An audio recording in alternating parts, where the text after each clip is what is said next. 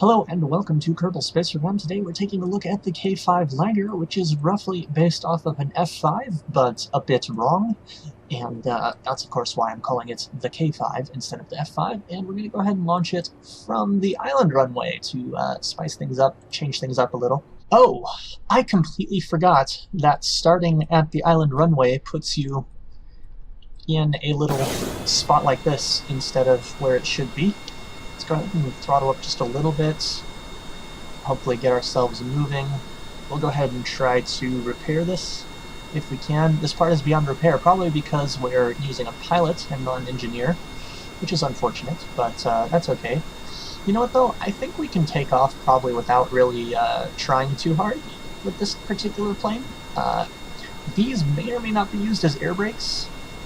No, they are not. Alright, well then we're not going to have to worry about them too much, and we can just go ahead and throttle this baby up at full speed. And I know we're going at an angle which is not particularly helpful. We're also going to drop off the end here before we've... Okay, never mind. Oh dear, that's not good. Okay. Eject. Hey, the cockpit survived. Well, let's... Oh, dear. That glitched out just a little bit. Let's go ahead and revert that. Of course, we're going to have the same immediate part failure, most likely, but it shouldn't be too much of an issue. I'm going to go ahead and cut throttle real quick after starting her up. Let's go ahead and get ourselves pointed the right way, and let's go ahead and throttle up completely. And we're going to do a similar kind of takeoff, just a little bit. And, oh dear! Oh dear, this is not going to go well. In fact, this is not going to go well so badly that, oh wait a second, okay, there we go, we fell over, and one of the jet engines, it just says none. Didn't actually say what it suffered a none. Oh my god, that's great, it suffered a none. Alright, this time we're flying with an engineer on board. I did select the runway, which I thought would go ahead and change which runway I am taking off from, but apparently not.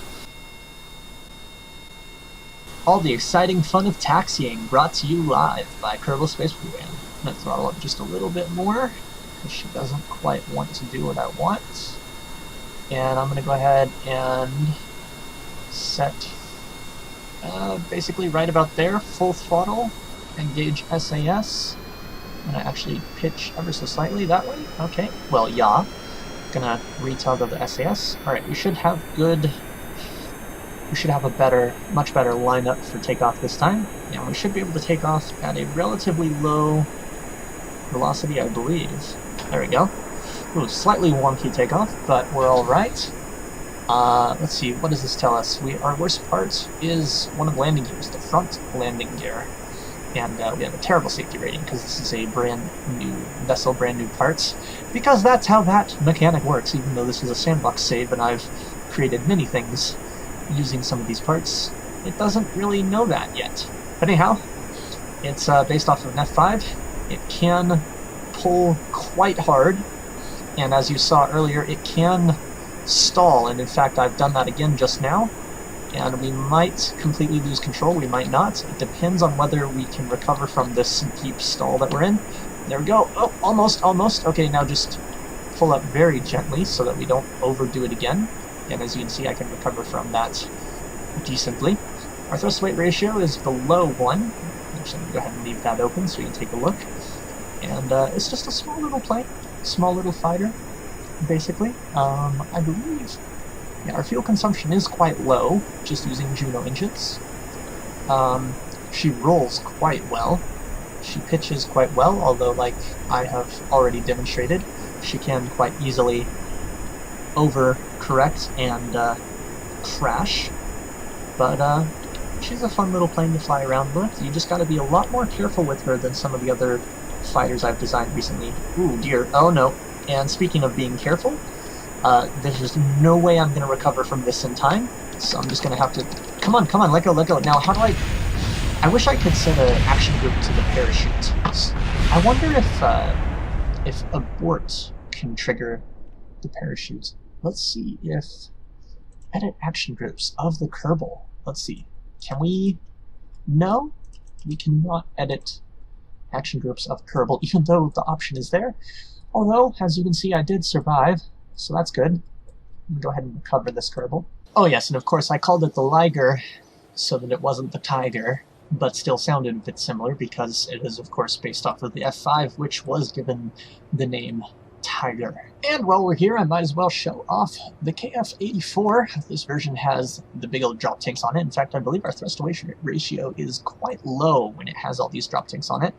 Quite a bit of space on here. I believe, yes, these ones are lower amount of fuel, and so are the wingtips, though technically I could have the same amount of fuel with significantly lower part count, but this is based off of a real aircraft design, if I remember correctly, and therefore I wanted to emulate the looks before function, which, you know, obviously isn't the best thing to do always, but it can be fun. And of course this time I am taking off from the desert runway because it's a little more sensible. Not a lot, but a little bit.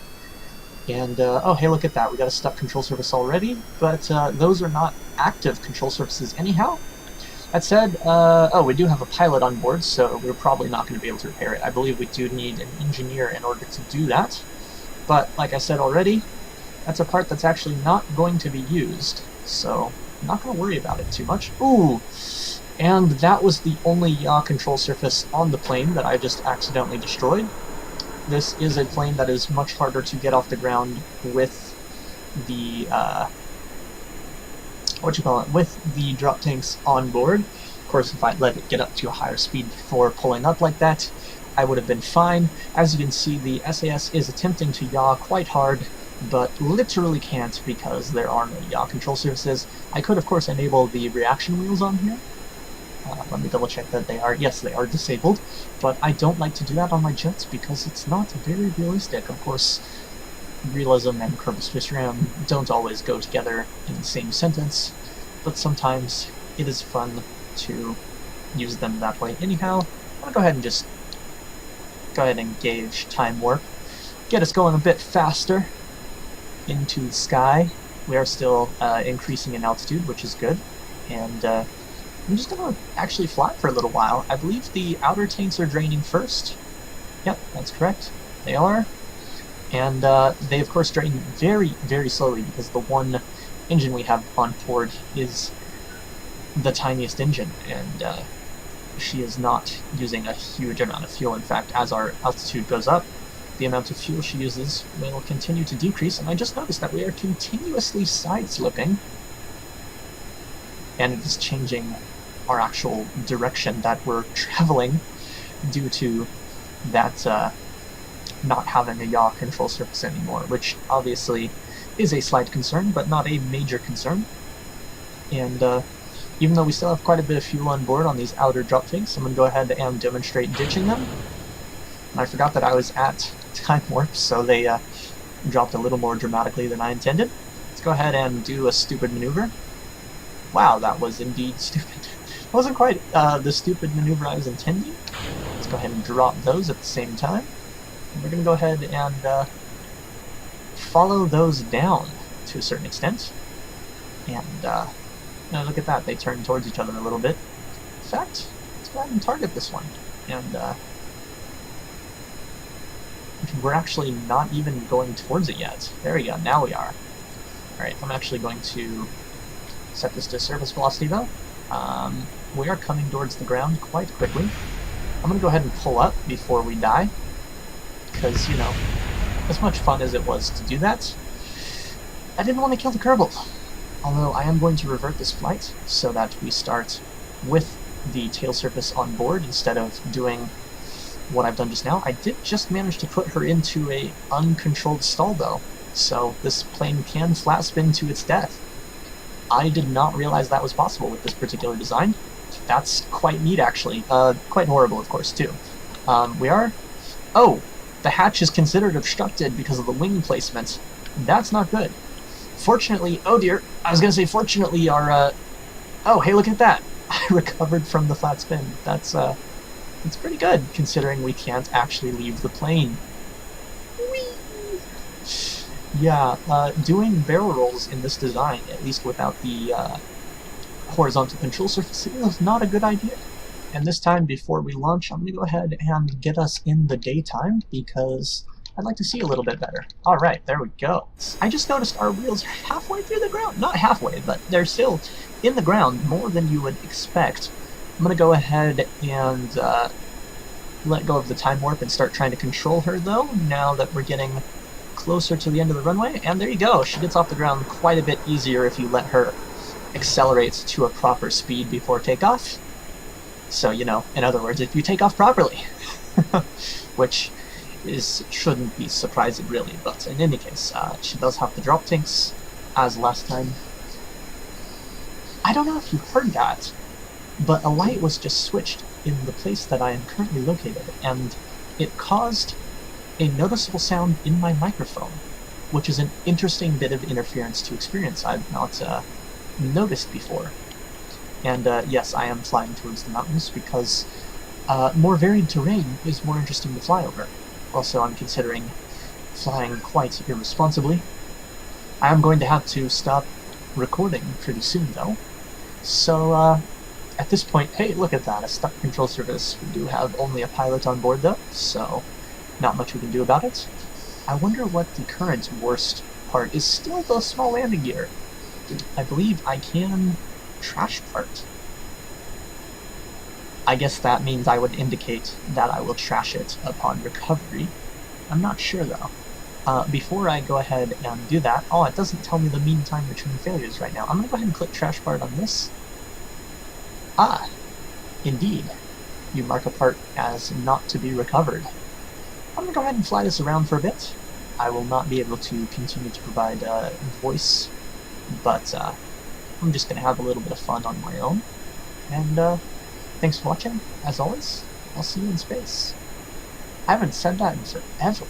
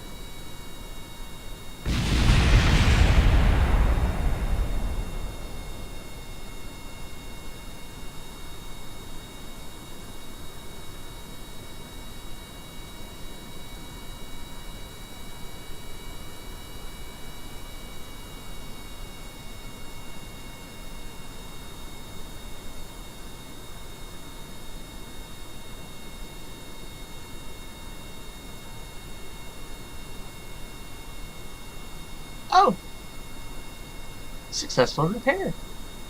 Neato.